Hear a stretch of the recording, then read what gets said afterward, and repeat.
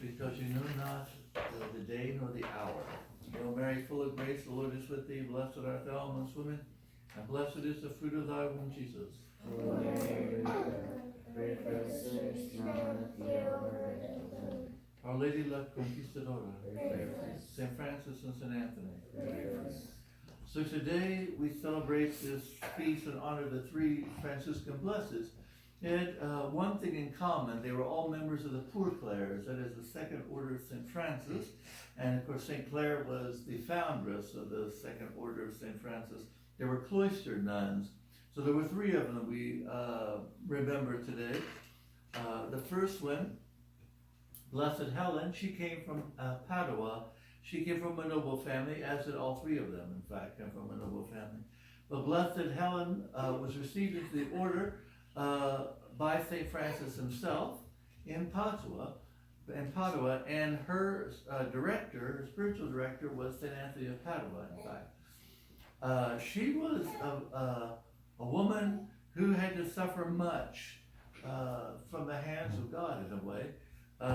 She entered the order, of course, and then after she entered the order, then God sent her tribulations, especially physical ones, so that she first became lame, then she became blind, and lastly, she was dumb. She couldn't speak.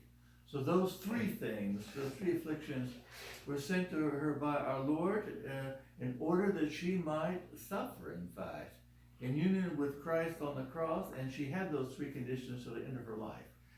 So she was a nun about 20 years, 22, something like that. So she suffered under that with great patience, with great love of God. She offered these three afflictions to God. She patiently suffered them and willingly received them from the hands of God. And in exchange, God gave her the grace of seeing in another way. That is, in spirit, she was able to see a number of things by vision which she couldn't see with her eyes. She saw the glorification of St. Francis after he died in heaven. She saw also the souls in purgatory. She was shown purgatory by God and the suffering souls there. And last of all, she was one of those saints who was incorruptible. Her body is still incorruptible, in fact, in northern Italy.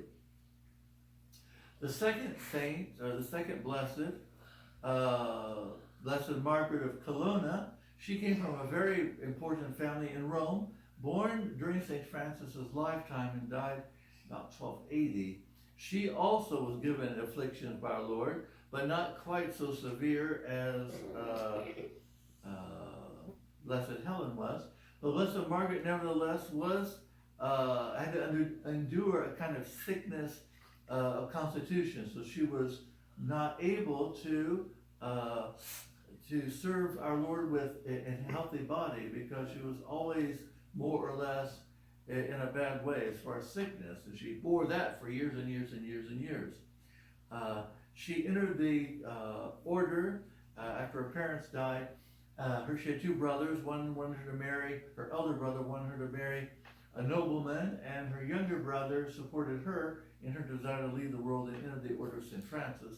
That brother became a cardinal, Cardinal Colonna, and she also received many graces from our Lord through this acceptance of the cross. She was going to enter the order in Assisi, where St. Clare was alive, but her constitution didn't allow her to. She got better, and then when she was going to go to Assisi, she got sick again, and she couldn't go anywhere. She was living in a kind of house with some other young women to trying to follow the rule of St. Clare. And as I said, she was going to go to Assisi. She was not able to, and so her brother received from the Pope the permission that she would establish her house as the Order of St. Clare. So she founded a monastery where she was living in Palestrina, outside of Rome. And the last of the three was Blessed Mattia.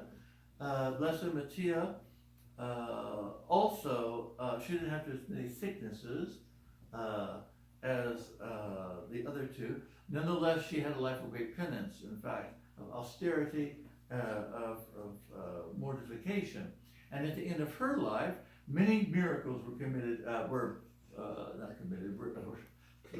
Many miracles were performed at her death.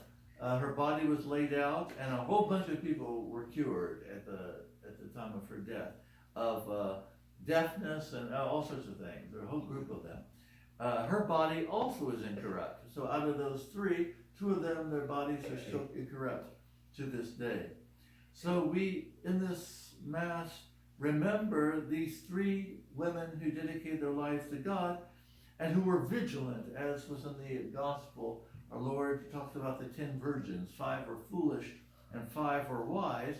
But at the end of that Gospel, our Lord tells his disciples to keep vigilant because we know not the hour that our Lord is coming, which is exactly the problem with the 5 foolish virgins who let their lamps go out and they didn't have any oil, and therefore when the bridegroom came, they weren't ready, and when they wanted to get into the marriage feast, he would let them in. And then we had this horrible, in a way, very sober response of our Lord when they knocked on the doors, and our Lord says, I don't know you. And then our Lord says, be vigilant.